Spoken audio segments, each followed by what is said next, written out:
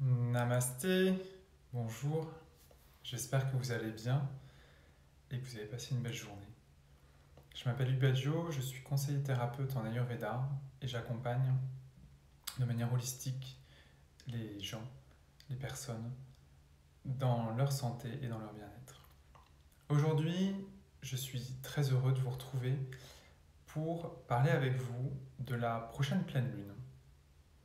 La prochaine pleine lune qui aura lieu le 20 octobre à 14h58 heure GTM, donc on sera encore en heure d'été, donc +2 pour la France. Elle aura donc lieu à 16h58 en France. Une pleine lune, c'est quoi? C'est l'apogée du cycle. C'est le point culminant du cycle, c'est son milieu. C'est un moment de mise au point, c'est un moment d'introspection. C'est un moment qui sert à récolter ce qui a été semé, ce qui a été entrepris depuis la nouvelle lune. On achève les projets, on rompt avec ce qui a été entrepris pour pouvoir vraiment ne garder que le fruit de ce qui a gardé. Et pendant la phase décroissante de la lune qu'on va vivre durant les prochains 15 jours, laisser partir ce qui doit partir. C'est également un moment où l'attraction solaire, l'énergie solaire qui se reflète totalement dans la Lune est à son maximum. C'est là où on a vraiment les énergies maximales. Et c'est également un moment où la lumière vient dans l'obscurité. La pleine Lune illumine la nuit. De manière très concrète, il suffit de se balader la nuit. Une nouvelle lune, il faut faire vraiment attention où on met les pieds. Une nuit de pleine lune, on fait attention également où on met nos pieds, mais on y voit au moins. Voilà. Et de manière plus subtile, dans les obscurités que l'on peut traverser, cette énergie de la pleine lune vient amener de la lumière, de la conscience, de la clairvoyance. C'est également un moment où il faut faire attention, parce que tout simplement, l'énergie est à son maximum. Donc on peut être facilement stimulé, on peut être grisé, on peut être euphorisé par nos émotions, on peut être vraiment décontenancé par tout ce qui peut nous arriver. Donc prendre le temps de s'ancrer, de se connecter, prendre conscience de ce qui est, tel que c'est. Cette pleine lune, en plus, est très intéressante. On a donc la lune qui sera en bélier et le soleil qui sera en balance avec Mars. Ça fait un petit moment maintenant, depuis la dernière pleine lune, qu'on a cette conjonction, je dirais, entre Mars et le soleil qui se retrouvent tous les deux en balance. Et là, c'est la dernière fois qu'on a les deux sur ce trio-là. Voilà, ce trio de pleine lune, nouvelle lune et pleine lune. Et ce qui était très intéressant, c'est que lors de la précédente pleine lune, la lune était en poisson. Le poisson, c'est le signe de la compassion, c'est le signe de l'amitié, c'est le signe de la communication. Elle va indiquer la manifestation de toutes les possibilités. Tout ce qui est possible, on va pouvoir entreprendre tout ce qui est possible, mais pas forcément les intégrer. On est dans le signe de la maison 12. C'est la maison du subconscient, du voyage, de l'achèvement. L'achèvement, c'est quoi? C'est le début de quelque chose de nouveau. Et ça, c'était la première lune de ce trio de lunes, de phases lunaires, on va dire, où le soleil était en Mars, était avec Mars en balance plutôt. Après, donc, la lune est venue les rejoindre lors de la nouvelle lune. Donc on avait ce petit trio-là qui était en balance, et ça c'est très intéressant, je vous invite à regarder la vidéo enfin, les précédentes vidéos si vous voulez creuser un petit peu ces aspects-là. Et la balance, c'est quoi? C'est le signe des relations, du partenariat, des conjoints. C'est le signe des amitiés, des relations au sens vraiment global que l'on peut avoir. Et donc on a vraiment cette apothéose, cette énergie-là, qui arrive sous le signe du bélier, puisque la lune va venir, enfin, est en bélier. Le bélier, c'est le signe positif de Mars. On a donc le féminin universel, représenté par la lune, le féminin sacré, qui est dans le masculin concret. Mars étant représentant le masculin, mais concret.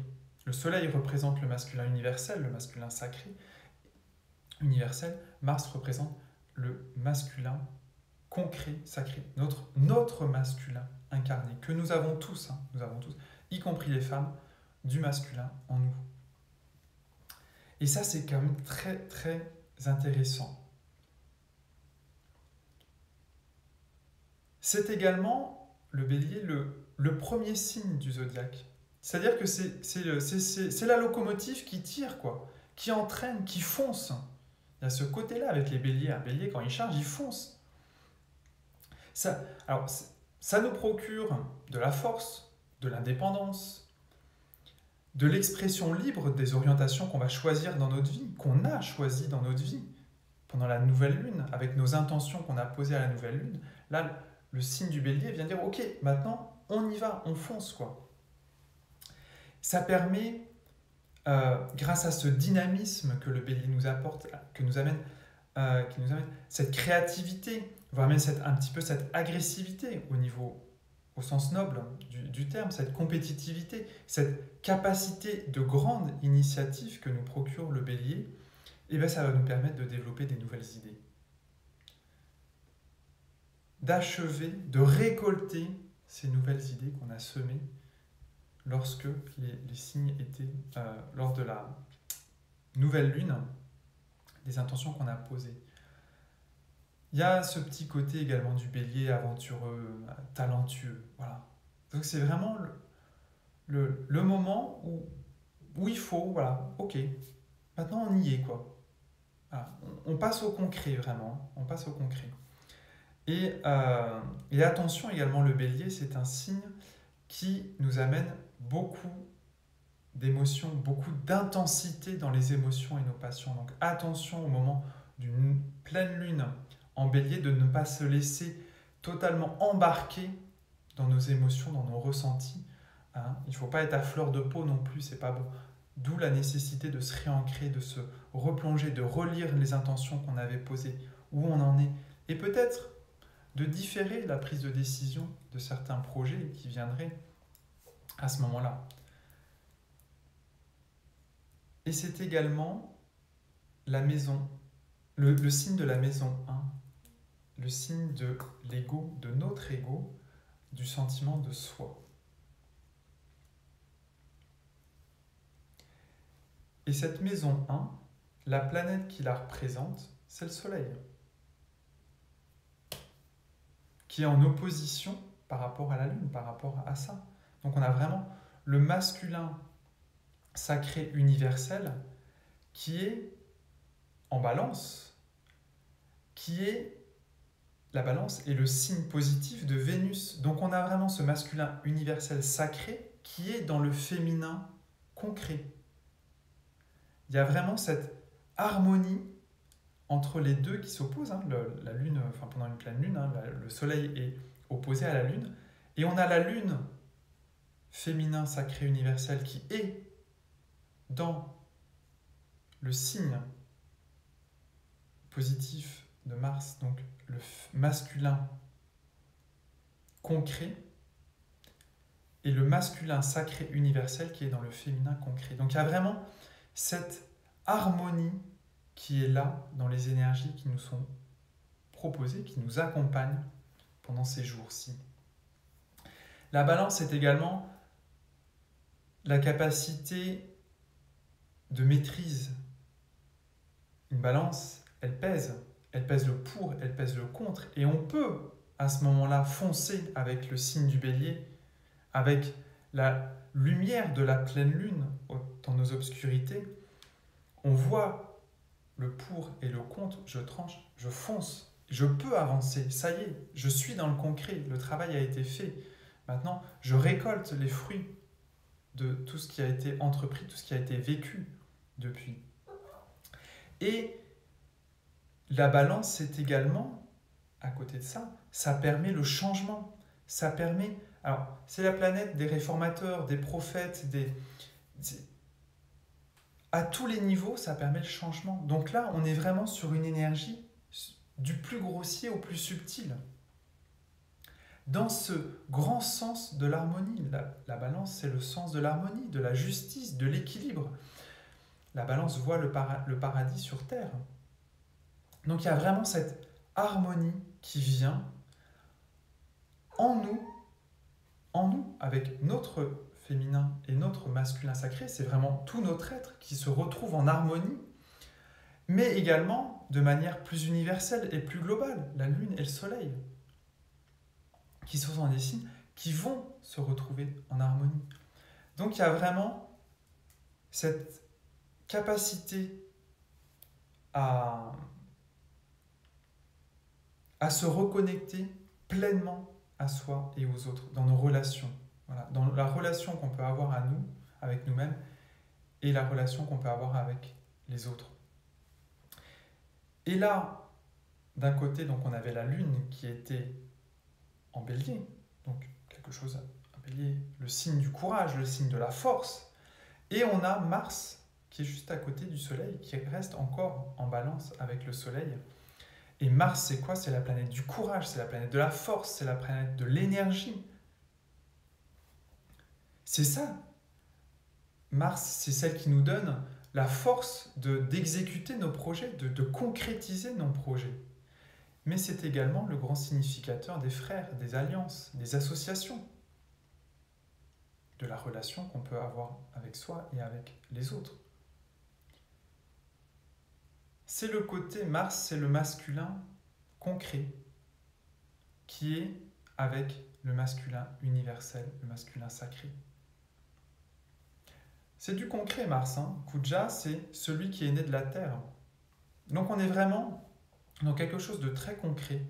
On récolte les fruits, depuis la nouvelle lune, mais on récolte les fruits de tout ce qu'on a vécu depuis un mois, avec ce Mars et ce Soleil qui étaient en balance, qui se retrouvent encore en balance en fait. Voilà. Et là, donc, il y a vraiment toutes ces énergies-là qui viennent... voilà, il y a vraiment ce parallèle de l'universel, de ce qui se passe au niveau du plus grand que nous et ce qui se passe à l'intérieur de nous. Il y a vraiment ce moment d'harmonie qui va arriver de manière à pouvoir avancer dans nos projets, à pouvoir y aller. Enfin, on y va. Ça se débloque. Il y a une énergie, un dynamisme qui est colossal, qui pourrait être un petit peu dangereux, qui pourrait nous faire avancer dans la mauvaise voie. Mais non, puisque on est en harmonie, on a la lumière de la pleine lune qui va nous donner cette capacité de discerner, de mieux nous connaître. C'est tout le travail qu'on a vécu, tout ce qu'on a vécu. Et il y a un proverbe indien qui résume très bien ça. Unie à l'océan, la goutte d'eau demeure. Unie à l'océan, la goutte d'eau demeure. Je ne vais pas vous le répéter une troisième fois, je vous laisse le répéter dans votre tête. C'est quand même très fort. C'est ça qu'on est en train de vivre. Et c'est cette énergie-là qui arrive au niveau de nos projets, au niveau concret. Qu'est-ce que j'ai posé comme intention à la dernière nouvelle lune? Qu'est-ce que je pose comme intention pour cette pleine lune? Et ça, c'est juste magnifique, quoi. Et les énergies ne s'arrêtent pas là, parce que sans rentrer dans la nouvelle lune qui va être absolument fantastique, c'est la nouvelle lune qui vient, qui arrive donc après cette pleine lune, seulement 3 jours après, le soleil quitte le signe de la balance, puisqu'il met à peu près 2 jours et demi pour parcourir un signe. Et il va tomber, non, il va arriver dans le signe du Scorpion. Le Scorpion qui est le signe négatif de Mars. Alors, négatif, attention, c'est pas... il ne faut pas voir les choses en noir en disant oh mon Dieu, 3 jours après, ça va être la cata, etc. Non, ça va être challengeant, c'est sûr. Le Scorpion, c'est également quand même un besoin d'équilibre et de stabilité. C'est un signe profond et mystérieux. Donc on va vraiment aller chercher au plus profond de nous. Voilà, ça va. Tout ce qu'on aura pu vivre au moment de cette pleine lune, ça va vraiment venir au plus profond de notre être. Rejoindre vraiment notre véritable nature. Et là, pour faire quoi, vous me direz? Mais pour évoluer, pour pouvoir renaître lors de la nouvelle lune. Parce que le signe du Scorpion, il est lié à notre maison 8. Et la maison 8, c'est quoi? C'est la longévité, la mort, le côté caché, le côté obscur de la vie. Bref, là où je dois amener de la lumière et où je dois lâcher après. Je lâche prise sur les côtés obscurs de ma vie. Je les laisse partir. Je suis en phase décroissante de la lune. Les énergies vont m'inviter à laisser partir ce qui doit partir. Donc avec toute cette harmonie que j'aurai vécue pendant la pleine lune, je vais pouvoir aller dans les côtés obscurs de ma vie pour faire le tri et dire ça, j'en ai plus besoin. Avec également de ma vie, mais ma vie toujours avec cette dimension, comme on l'a vu, qui était très très prononcée, cette harmonie entre le moi, l'ego de moi, ce qui se passe à l'intérieur de moi, et au niveau universel, on aura vraiment cette énergie de la pleine lune qui sera encore là, de cette concordance de toutes les planètes qui est absolument fantastique. Et je vous le donne en 1000. Et 1000. Non, elle est vraiment nulle comme blague. Il faut vraiment que j'arrête. Ça sera une intention pour ma phase décroissante. Lâchez les blagues nulles. La lune, elle, continue également d'évoluer. Son petit tour du zodiaque, on va dire. Et la lune, elle va se retrouver 3 jours après cette pleine lune en taureau. Et taureau, c'est le signe négatif de Vénus. C'est quand même super fort que du côté, on se retrouvait pendant la pleine lune avec la lune qui était dans le signe positif de Mars et le soleil qui était dans le signe positif de Vénus, et on bascule en signe négatif. La lune vient en signe négatif de Vénus et le soleil vient en signe négatif de Mars. C'est quand même pas rien, vraiment, c'est vraiment quelque chose qui va venir faire un nettoyage profond au niveau de notre intérieur. C'est vraiment, on va être invité à ça. Et le taureau, c'est également le sens des relations. C'est la recherche d'harmonie, la recherche d'équilibre dans les relations individuelles qu'on peut entretenir avec nous-mêmes et avec les autres. Donc, il y a vraiment toujours cet aspect d'harmonie. Comment je vais pouvoir... J'ai accueilli toutes ces belles énergies au niveau de la pleine lune.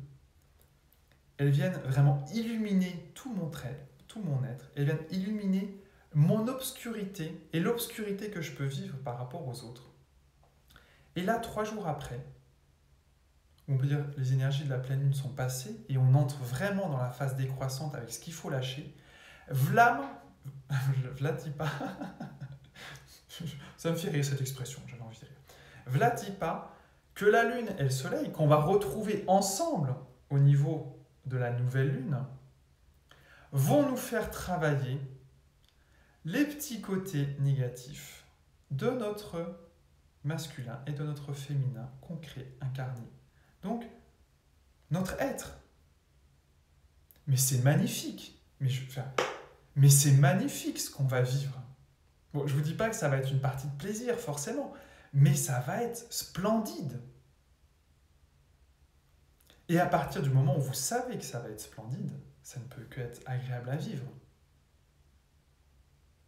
Même si effectivement, c'est pas toujours très sympa d'aller mettre le nez dans notre caca. dans les trucs qu'on ne veut pas voir, dans les trucs qui sentent mauvais, dans les côtés obscurs de notre vie.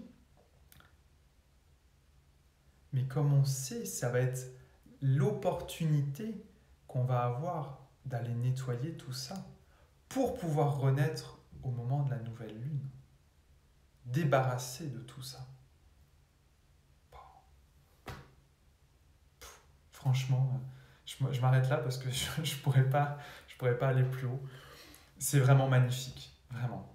Donc, prenez bien soin de vous pendant cette pleine lune. Ancrez-vous, repensez, revisualisez à tout ce que vous souhaitez, toutes les intentions que vous avez posées lors de la précédente nouvelle lune. Et accueillez, vivez l'instant, vivez les énergies, accueillez-les et surfez sur la vague de ces énergies qui sont absolument magnifiques, qui sont absolument fantastiques, et pour vous, parce que ça va être pour votre plus grand bien. Et à partir du moment où c'est votre plus grand bien, et là les énergies sont là, elles parlent, ça va être bon pour tout le monde.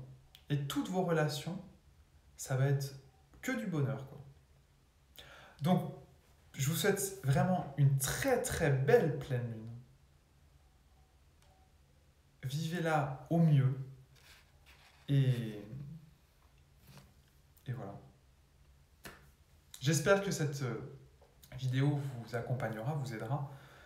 Si vous avez aimé, n'hésitez pas à me le dire, à mettre un petit cœur, un petit pouce, un petit like, ce que vous voulez. Un petit commentaire également, c'est toujours sympa d'avoir des retours sur l'énergie qu'on peut envoyer, savoir si cette énergie résonne ou si elle passe comme un P sur une toile cirée.